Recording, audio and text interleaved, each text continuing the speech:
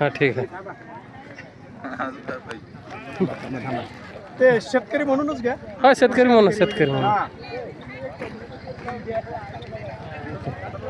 ठीक आहे, बाकीची माहिती सांगा. हे बी तुम्ही रोपटं कुठून आणलं, ही व्हरायटी कोणती आहे? तर हे जे ड्रॅगन फ्रूट हे फळ आहे ते, याची लागवड आपण मागच्या वर्षी नोव्हेंबर महिन्यात केली होती. तर याचे रोपं सांगोला जिल्हा सोलापूर इथून आणली होती. तर हे सायगाव म्हणून गाव आहे. इथं पहिल्यांदा ह्या एरियामध्ये आपण लागवड त्याची केलेली आहे.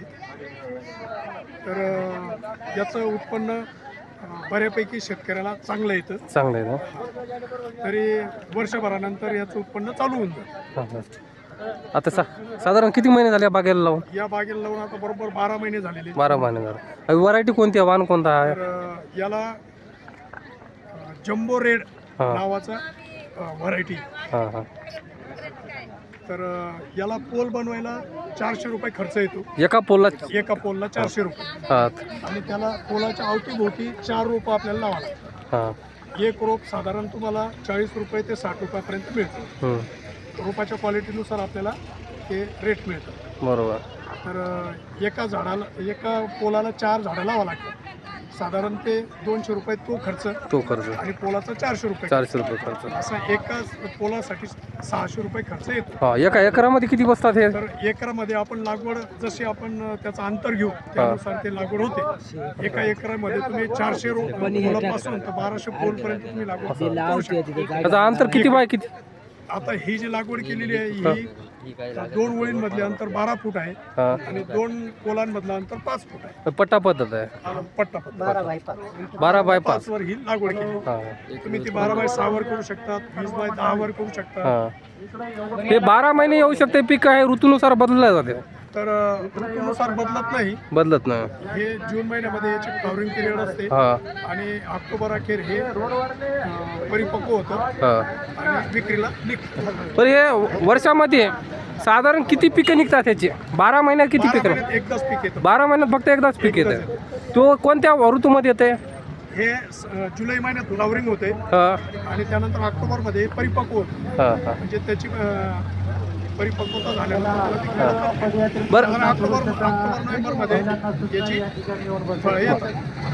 बरं, हे कमी पाण्यामध्ये घेता येते का पीक? साहेब याला पाणीच लागत नाही. पाणीच लागत नाही. कमी पाण्यात येत असं आणि याला खडकाळ जमीन लागते. सगळं खडक आहे. असं त्या खडकावर ही लागवड केलेली आहे.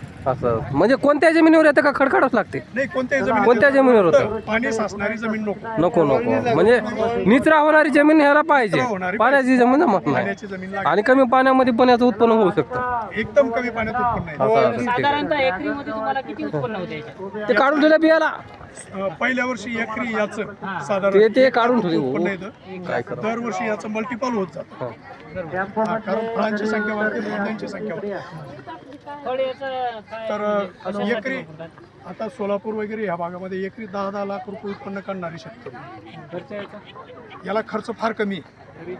तर म्हणजे सुरुवातीला गुंतवणूक करायची आहे याच्यामध्ये. सुरुवातीलाच महत्वाचा आहे खर्च. नंतर वर्षाला याला खर्च जास्तीत जास्त 20,000 रुपये येतो एकरी वर्षाला.